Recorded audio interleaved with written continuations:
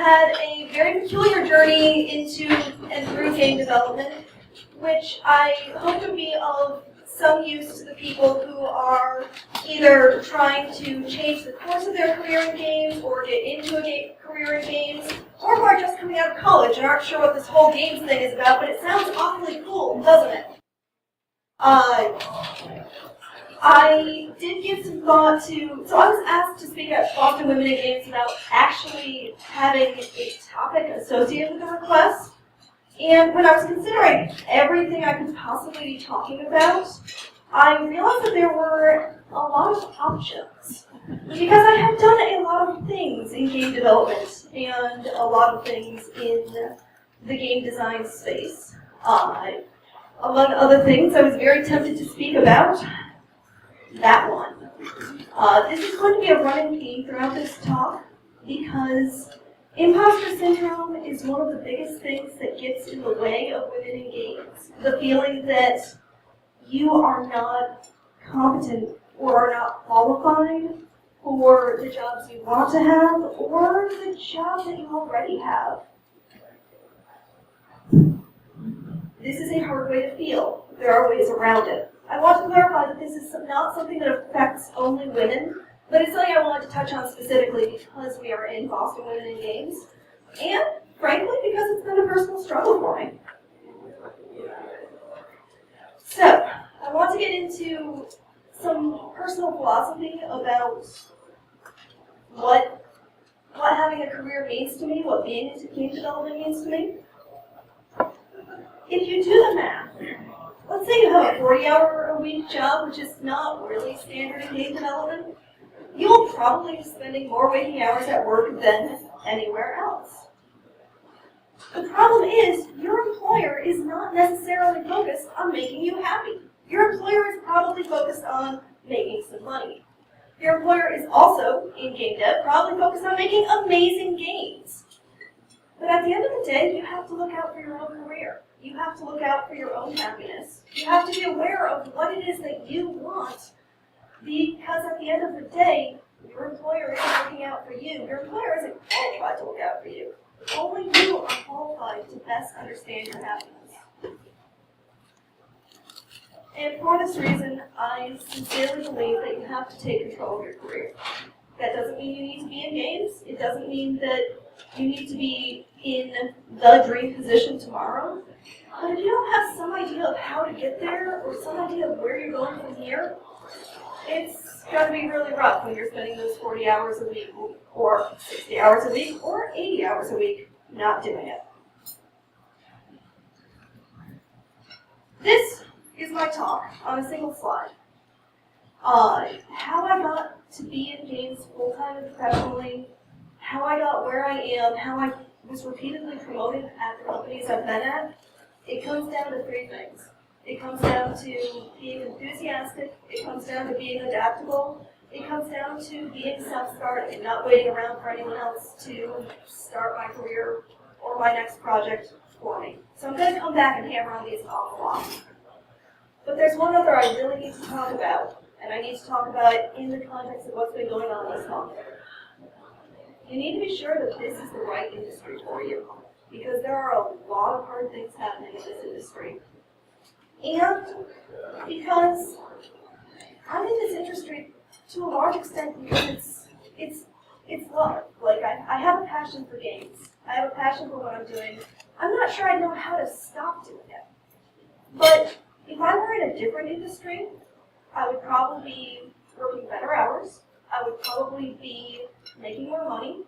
And from the perspective of people not in games, I'd probably be better respected. I have a lot of respect for the people who are out there making software to improve healthcare. I have a lot of respect for the people who are trying to find solutions through software to bring people together to increase people's daily happiness. I think you can do those things through games, don't get me wrong. I believe in games as a tool for change. But that doesn't mean this is the right industry for everybody, and there are a lot of reasons not to be in it. Just wanted to touch on that before we move on. I want to be super clear about this one. I'm talking about careers in game dev today, But I'm not talking about it as a recruiter or a hiring manager. I have twice, I believe, been on the hiring side of the table when we were doing interviews. I have never had the final call. So I just want to be clear that, yes, I have 12 years in the industry, give or take a few, and we'll talk about that in a bit. But I have never been a recruiter, I have never been a hiring manager. This is a journey from the same side of the table as you'll probably be taking. Mostly, some exceptions. So, these are the three corporations I worked at. Simultronics was very well known back when AOL launched. I tend to refer to them as the last of the very great pay-for-play buds. They were text-based. They were building like modern-day interactive fiction, except with, 3,000 people signed on at once. Harmonix I probably do not need to familiarize you with.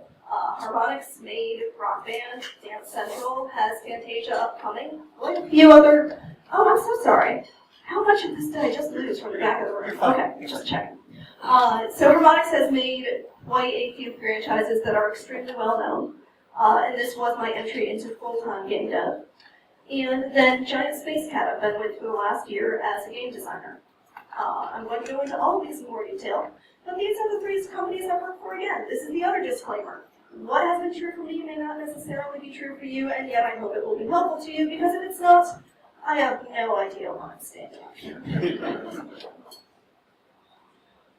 These are the other places I've worked full-time for years at a time.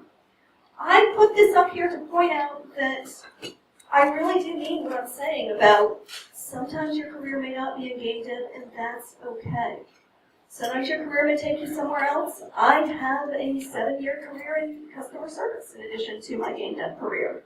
And sometimes there's a lot of honor in just being able to pay the bills, and that's okay. Because, like, the rent needs to get paid, and you should feel proud about whatever you're doing to pay the rent. But I understand if you want it to be in game dev, because seriously, I want to be in game dev too. So, having seen a very fast version of Carolyn's resume, I'm going to go into it in a little more detail. We're going to ignore the non-game dev stuff for now. When I commented before that I had a number of positions and received a number of promotions, this is my actual career path. I started out with Simultronics as a game host, which was their volunteer customer service, which meant that I worked for them and they gave me access to the game for free. This is a way to get into the industry. It's actually the one that worked for me. I worked for them for Simultronics for 4 years, then I wound up working for Harmonix for 4 years, then I worked for Giant Space Cat for a year. We're going to go into more detail here again later. I'm going to show you a slide that you can't read now. You can't read this slide. It is, however, an important slide to me because it reminds me that what your job title is and what the actual responsibilities of your job are, your job title, no matter what it is, probably doesn't encompass everything you do. I have another reason for showing you this slide. That is the reason. I am perhaps spending too much time convincing you that I have the right to give you this presentation. But there are a lot of people who will have that same problem of not being sure that they should be where they are, that they can't apply for where they want to be. And I wanted to stand up in front of everybody and say, here are my accomplishments. Here are the things I feel anyway, and it's okay if this is happening to you too. For women in particular, this is, as we all know, a very male-dominated industry that can be very hard to be in right now. I have not personally experienced many of the negative things that other people have experienced, but that doesn't mean that I'm not occasionally aware of it. It's okay. That's why we're here, to support each other, to celebrate each other's accomplishments, to be aware of the things we can accomplish. Right.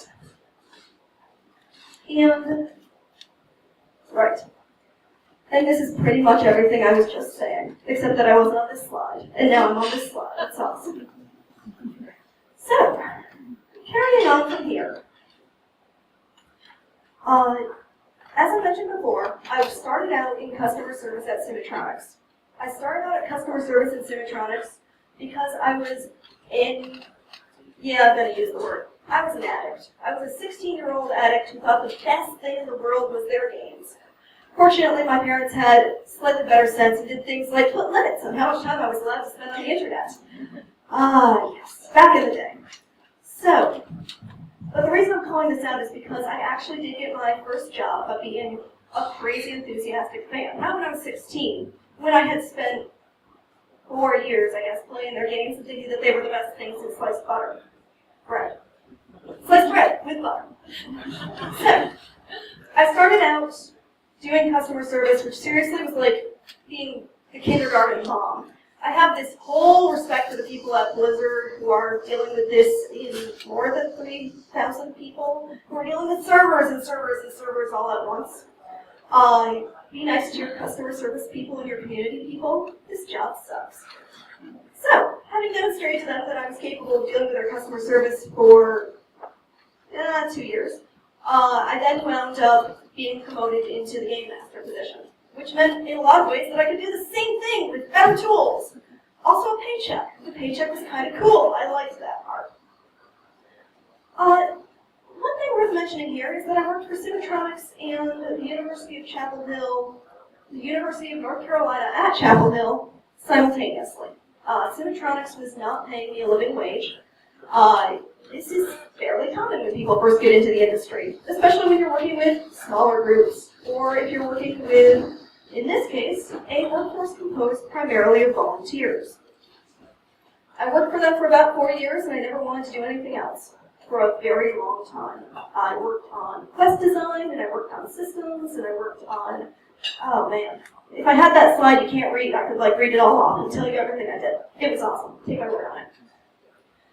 However, there comes a point when you need to deal with the fact that people aren't paying you.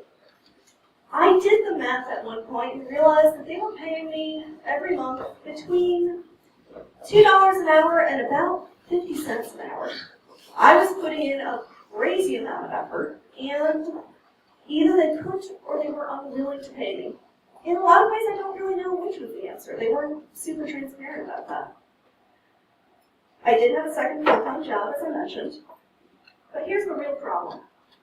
The real problem was that I had to face the fact that they apparently thought that what I was doing was worth $2 an hour or 50 cents an hour. There comes a point at which you have to ask more of your employer than that, or I had to. I mean, everybody has to make this kind of decision for themselves. I love game development. There's an alternate reality where that's where this presentation stops. Because I really did leave game development. I was out of it for the next 2.5 years. Kind of. My kind of slide. Kind of. There we go.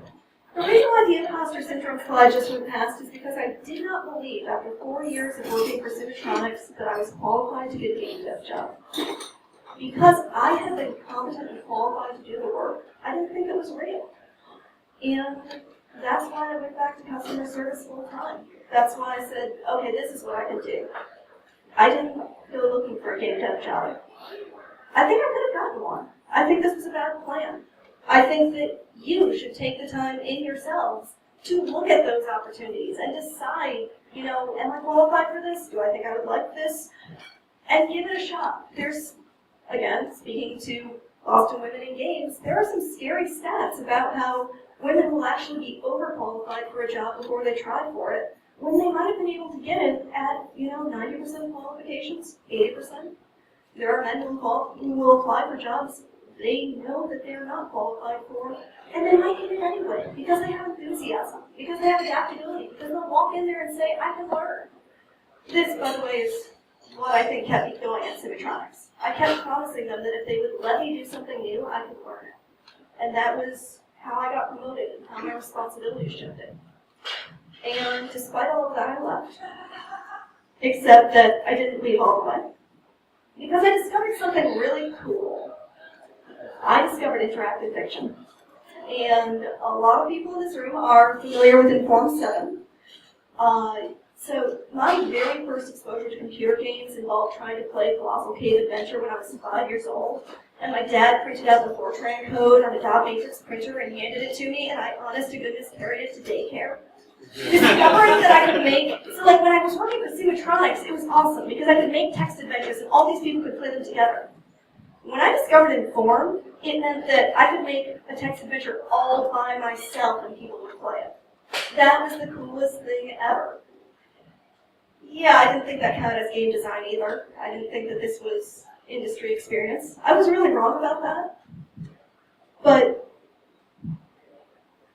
fortunately, I had one of those moments that was just a miracle happens and your life changes. I don't think of them as miracles now, I did at the time. I think of them now as recognizing opportunities. In this case, I found out that Harmonix was playtesting a game called The Beatles Rock Band. I was a crazy Harmonix fan. I love the Beatles.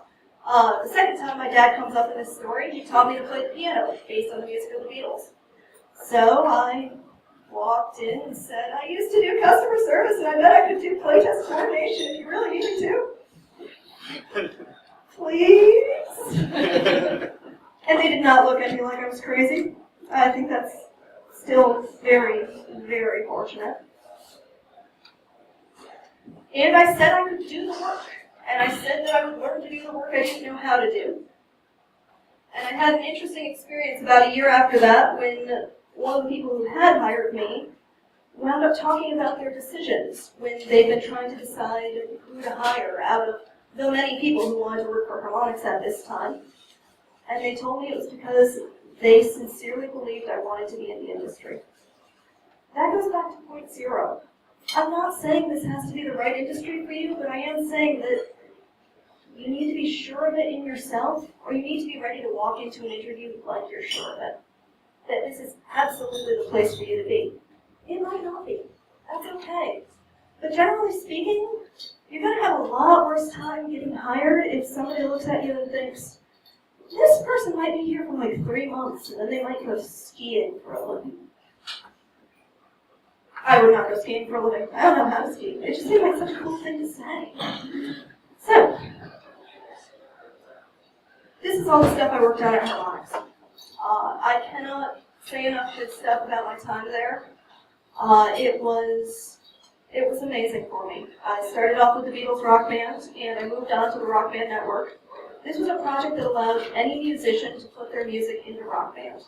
It was the project of my heart. I worked with Matthew Nordhaus, who was very dedicated to the idea that I had potential.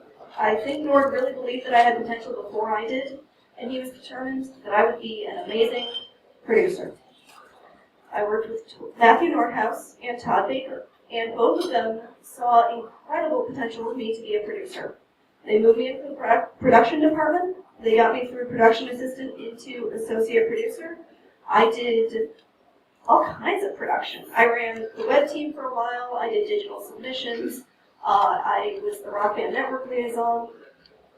The problem is this really wasn't the place for me. Harmonix was an amazing place to be, but I spent 3 years trying to redirect my career into design, not production. And I had to face the fact that Harmonix was ready for me to be a great producer. They didn't actually have room for me in design. For whatever reason, I just wasn't what they were looking for. Because at the end of the day, Harmonix is a company. And it's a company that cares a lot about people. But sometimes, yeah, people might care a lot about you, but the needs of the company aren't necessarily going to match your needs. See the slide that we went past way back at the beginning. And so I took a deep breath and left Harmonix. But in the meantime, while I was still working at Harmonix, I was doing a lot of solo work. Naomi is smiling because she worked on 2 of these with me.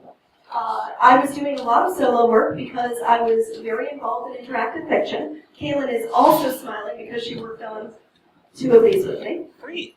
3? Yeah, the 3 on the left. You did the cover art for Beat the Devil. It's That's not working with. Anyway, but Also, I can't.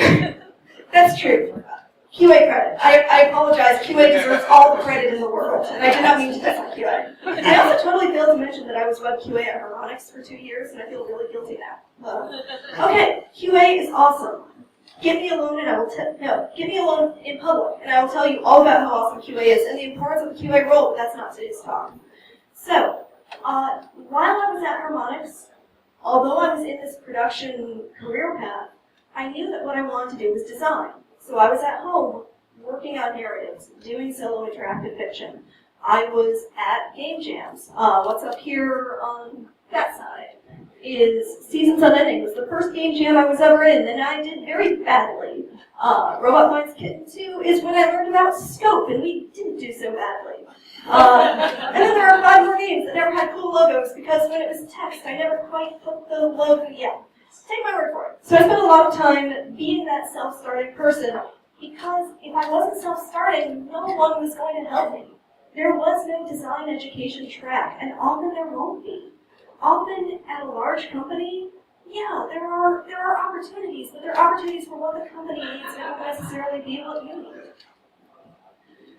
So, after 3 years of trying to convince people that I really ought to be in design instead of production, I realized that I knew that wasn't necessarily what was right for Harmonix, and that was really hard. When I joined Harmonix, I told Chris Canfield, who I was reporting to at the time, that I would wash toilets if that was what it took to stay there. And at the end, I left because it was no longer the right place for me. That was one of the hardest decisions I've ever made in my life. I think it was a great idea. For all of those reasons. You've seen this slide before. I meant to say some of those things when this slide was up. I'm going to keep going. And that's how I wound up at Giant Space Cat. Giant Space Cat is a teeny tiny indie studio, which you may have heard of because the head of development at Giant Space Cat is Brianna Wu, who has been very outspoken about women in games. She has also been here to speak in the past. She was determined to make Revolution 60, which is the short version we tend to give people is it's kind of like Mass Effect in 3 to 5 hours for the iPad. So it was this really ambitious game that was, is the launch title for Giant Space Cat the studio. And they brought me on because they knew that I had playtesting experience from Harmonix. And then playtesting turned into combat design, turned into doing cinematic scripting with Unreal Engine, turned into sound design. You know stuff you don't get to do at Harmonix if you're not a musician? You don't get to do sound design. I can take you through scenes in Revolution 60 and go, I made that noise right there. It's very surprising to me, all the same. I have a sound designer laughing at me in the back again. Who's on sound design for me? So that turned out to be an amazing difference about being at a small company versus a big one. The small company was startup mentality. It was a gamble. You didn't know what was going to happen, and none of us, knew what was going to happen. And there were all these opportunities for all the directions that things could go. How I wound up at Giant Space Cat was that I was at Aresia, the science fiction convention, and I tended to wind up on game development panels with Brianna Wu. I think we've been on 2 or 3 of them, and we got to be friends on Facebook, and we got used to talking about women in games, both on official panel status and just hanging out at the rest of the convention. And so when she found out that I was no longer with Harmonix, she sent me a note and said, what are you doing this fall? And I said, I don't know. Do you want to tell me what I'm doing this fall? Let's talk. So it was my extracurriculars, again. It was my enthusiasm for gaming. It was my enthusiasm for, I wanted to be the person that someone would give a chance. And I was very clear, I was very straightforward. I had not actually done combat design for anybody professionally, anybody outside of a game jam, until I was working for Giant Space Cat, and that scared me very badly. Because I had walked up there and said, yes, I can learn to do this. And then I had to convince myself of that, but I had playtesting to lean back on. This is another thing that I could talk about for half an hour. Playtesting is so important. Your players will tell you how you have screwed up, and then they will help you make it right before the entirety of the internet does.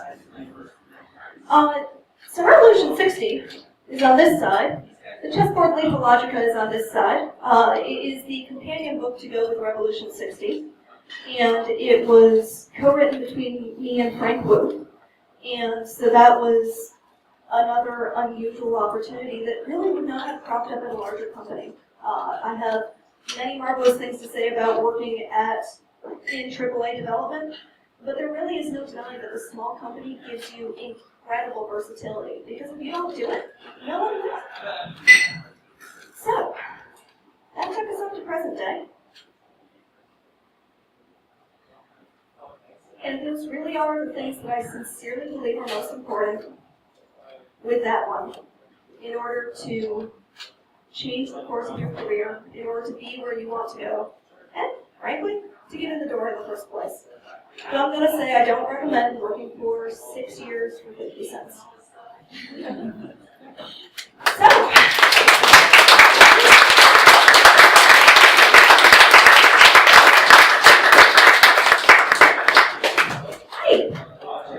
Hey, Carolyn.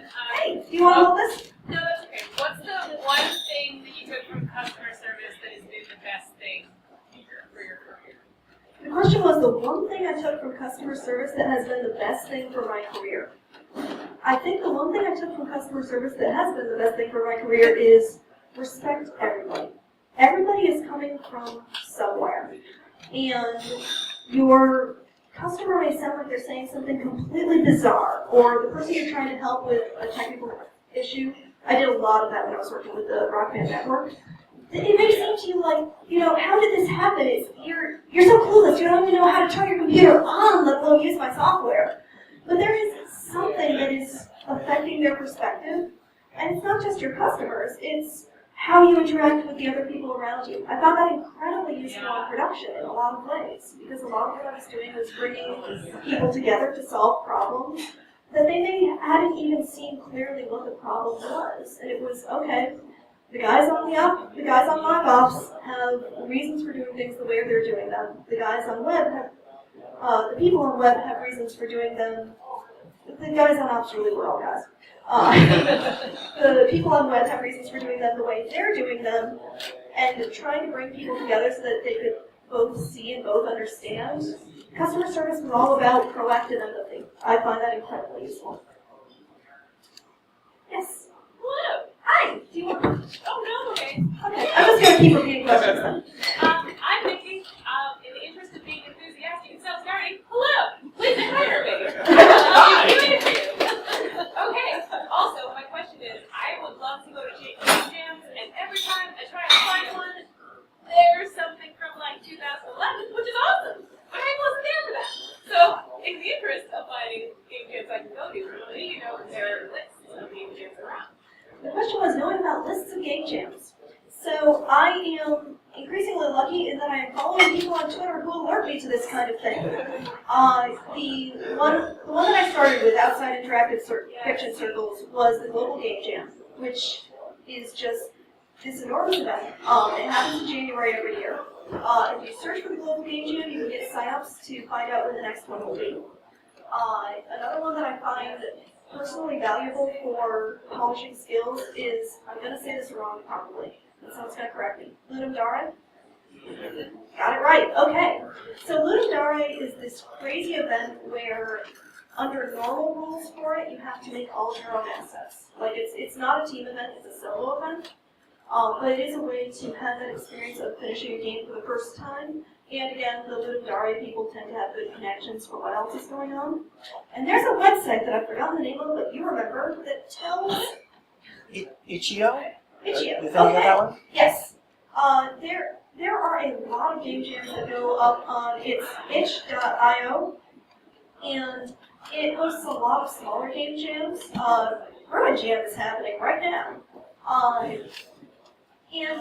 But I actually, apart from the Global Game Jam and Ludum Dare, most of what I found through Twitter, or through other people who knew that I was excited about game jams and tipped me off. Hey, I am a gamer, not CA. You want to be part of this because it's all about women protagonists. It's a game jam for them. Yes, count me in. That kind of thing. It's not back there anymore. Trapper's Trials was actually based off that, of the what do we know about this game jam? We know we need a female protagonist here. So that would be my advice. Yes. I have a question for you, and I also have a comment about her question. Absolutely. Comment on the question. Absolutely. Comment for you. But you have to use the mic. Oh, okay. You said I have to instead of asking. Yeah. Okay. Turn that back there. Okay. My comment for you is I second her suggestion about Twitter. I'm a 3D artist, and I got on Twitter and I just started, instead of like adding my friends, I just follow like game companies and artists who I really look up to and want to be like, and like medical and tech companies that do like 3D printing or whatever, and that helps put me in the loop a whole lot about things that are going on that would be relevant to me. So definitely a good idea. Question for you is, so when you quit harmonics, it sounds like based on what you said in your presentation that you didn't have another job lined up, so I'm kind of curious what your plan was, or if you had a plan or what, and what you kind of foresaw yourself doing. Sure. So what was my plan? What did I see myself doing? Or was I absolutely crazy? So when I left harmonics, I had been understanding for some time that something had to change. And harmonics is in a little bit of flux itself, and frankly, I was prepared to live on my savings. Which I did for some amount of time before Giant Space Cat picked me up. But what I was doing was deliberately polishing the skills that I wanted to be hired for later. The biggest thing I wound up doing that summer, apart from, I did a few things that summer. But the biggest thing I did that summer was deliberately build my skill sets. And that was the crazy summer that I decided to learn C. Credit to Danielle, who told me that learning C will be a good idea. Yes, it was, because it turns out that if you can read C, you can read anything. But that really was it was part of how it's a running thing. How I did that imposter syndrome personally is to say, okay, I feel like I'm not qualified for what I'm doing. Well, what would I have to do? What would I have to know? What would I have to have accomplished to feel qualified? Well, I don't feel like a real game dev because all my programming is scripting languages. Okay, I'm going to go learn a very low-level programming language, and then I will feel like I'm more qualified for what I'm doing, and also I'll actually be more qualified for what I'm doing.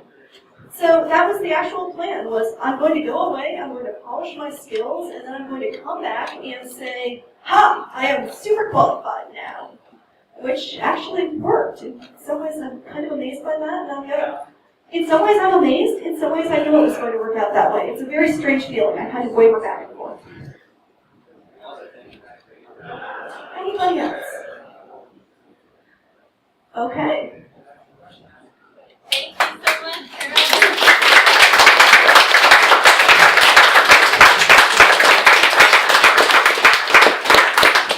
Since I talked about game jams so much, I did want to just put up a short list of resources. I would also like to specifically plug, I said that I wasn't a recruiter and not a hiring manager. I would like to plug Let's All Find Awesome Jobs by Kevin Fanning, which is frankly the single most useful resume and cover letter book that I have ever seen. Thank you so much for having me.